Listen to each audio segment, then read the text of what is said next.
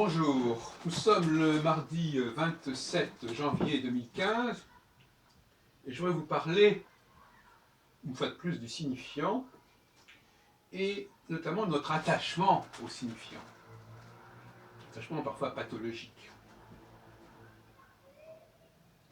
Le signifiant peut être un lieu, hein. Tout ce qui est contenant est un signifiant. Une maison est un signifiant, un mot est un signifiant. Tout réceptacle est un signifiant. On dépasse complètement le champ de la linguistique stricto sensu.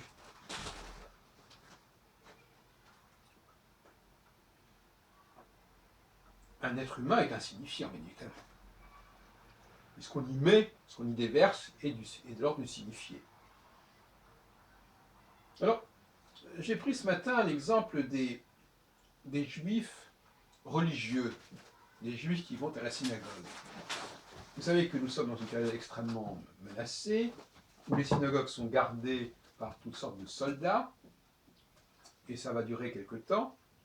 Et j'ai assisté donc à une réunion récemment à ce sujet. Et ce qui est remarquable, c'est que les gens qui fréquentent la synagogue, qui se sont rencontrés, ils n'envisagent pas du tout de ne pas fréquenter cette synagogue.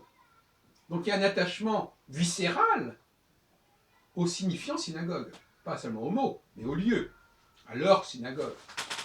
Alors même qu'ils sont bien conscients que c'est en allant à cette synagogue qu'ils se mettent en péril, en danger. Donc là, il y a quand même une sorte de conflictualité entre continuer à aller à la synagogue, signifiant majeur pour eux, ou renoncer à aller à la synagogue pour pouvoir éviter d'être en danger. Et là, apparemment, dans la réunion à laquelle j'ai assisté, la seule alternative au fait de ne pas aller à la synagogue, c'était d'aller en Israël. Je caricature un petit peu, mais c'était un petit peu ça, comme si le fait tout simplement de se perdre, de se fondre dans la population française n'était pas aussi une solution. Mais il faut bien comprendre que ces populations qui sont populations synagogales d'un côté, population israélienne de l'autre côté, vivent très mal la notion de minorité. Ils veulent être entre eux dans un groupe qui se suffit à lui-même en quelque sorte. Et l'idée que les gens soient dispersés au milieu de non-juifs leur est insupportable. Au CERIJ, nous avions créé au CERIJ, le Centre individuel de recherche sur l'identité des Juifs en 1978, une problématique de ce type-là, mais qui n'avait pas tout à fait cette dimension, mais nous disions que les deux syndromes à débattre, c'était le syndrome du religieux et de la synagogue, et le syndrome du sionisme et de l'État d'Israël. Donc ces personnes-là ont un rapport au signifiant qui est extrêmement fort, le signifiant État d'Israël, le signifiant synagogue, et hors de cela, point de salut. Alors que pour les juifs laïcs, pour les juifs non sionistes et non religieux, le signifiant est beaucoup moins fort, et par conséquent, ils peuvent davantage se préserver des menaces qui pèsent aujourd'hui sur eux. Il est intéressant de remarquer en effet que, et d'ailleurs c'est ce qui s'est passé, au lendemain des attentats, un certain nombre de synagogues n'ont pas rouvert. Je ne sais pas où elles en sont pas. Je ne sais pas où elles en... Et en revanche, certaines synagogues ont rouvert tout de suite. Elles n'ont pas voulu cesser leur activité. Je pense que ce n'est pas raisonnable. Je ne reviens pas sur les analyses que j'ai faites ce matin, bon, et que auxquelles je vous renvoie. Mais il n'est pas raisonnable quand on sait que la visibilité des Juifs, qui n'est pas obligatoire, qui n'est pas une fatalité, alors la visibilité, elle est incontournable pour les protestants, pour les musulmans. C'est tout ce qui distingue les Juifs des musulmans, c'est leur visibilité. Parce que les musulmans ne vivent pas leur religiosité qu'au sein de la mosquée. Ils la vivent, leur culture globalement, parce qu'on ne peut pas distinguer le religieux, le culturel, et voire même le racial. Ils la vivent dans la vie courante, parce que c'est leur langue, parce que c'est leur pratique, parce qu'il y, il y a un échange avec le pays d'origine, etc. Enfin, ça n'a rien à voir, ni de près ni de loin. Donc, on ne peut pas demander aux musulmans de perdre leur visibilité. C'est comme s'ils devaient porter un masque, en quelque sorte. Et là, on est dans le problème de la... Enfin, bref, ça n'a pas de sens. Par contre, les juifs peuvent parfaitement basculer dans l'invisibilité, il n'y a aucun problème.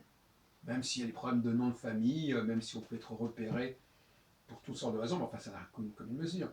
Le grand danger pour les juifs, ça a toujours été la concentration, enfin, pour ne pas vouloir faire de l'humour noir. Quand les juifs sont rassemblés, ça se passe généralement pas très bien. Du moins, c'est périlleux.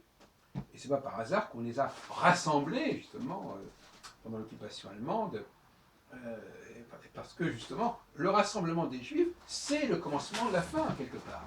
En tout cas, c'est un moment de risque énorme. Donc, refuser le rassemblement, c'est aussi échapper à ce risque. Bon. Donc, là, nous avons une clé de lecture qui est celle du signifiant.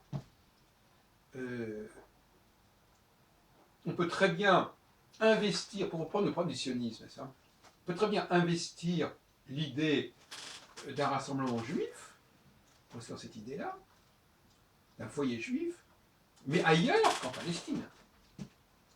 Donc le signifié, c'est le rassemblement juif, le signifiant, c'est le lieu. Eh bien, on peut, pour Herzl, c'était clair. Il y avait un signifié qui était l'État juif. Le signifiant, à savoir où le mettre, c'était la juive, était totalement secondaire dans son esprit. Il était ouvert à n'importe quelle proposition, y compris l'Argentine, y compris l'Ouganda. Voyez-vous la différence? Donc, moi, je fais partie de ces gens-là qui pensent que quand le signifiant fait problème, et par exemple, quand quelqu'un que vous aimez meurt, il fait problème. Et donc, vous devez en trouver un autre signifiant pour pouvoir vous investir. Je prends un exemple évident. Quand le signifiant fait problème pour une raison ou pour une autre, eh bien, on déplace le signifiant, on change de signifiant, mais on ne change pas de signifié. Parce que quelque part, un homme qui aime plusieurs femmes, quelque part, il a le même signifié, par certains côtés, par rapport à toutes ces femmes, même si ce n'est pas le même signifié. Donc il ne faut pas croire qu'on n'a pas le choix du signifiant. On a constamment le choix du signifiant. Et on a aussi le choix du signifié, mais on a parfois des signifiés qui nous tiennent à cœur, et dont on a besoin qu'ils s'incarnent dans un signifiant. Le signifiant est une façon d'incarner, quelque part, de porter, mais d'incarner, de personnifier le signifiant. Et, quelque part, ce signifiant, il faut le choisir de façon à ce qu'il soit relativement attractif, mais, au fond, c'est vrai qu'il y a des signifiants. Le signifiant Palestine, Jérusalem est particulièrement attractif, quelque part, mais ce n'est pas déterminant. On peut très bien imaginer des signifiants plus insignifiants, c'est le cas de dire, et qui peuvent tout à fait jouer leur rôle, à savoir réceptacle d'un signifié, de signifiés. Voyez-vous, ce que j'essaie de montrer, c'est que cet outil de travail du signifiant-signifié n'a pas été suffisamment utilisé dans le domaine des sciences humaines, et parce qu'il n'a pas été suffisamment développé, il n'a pas été suffisamment approfondi, et c'est mon objectif d'aller dans cette direction.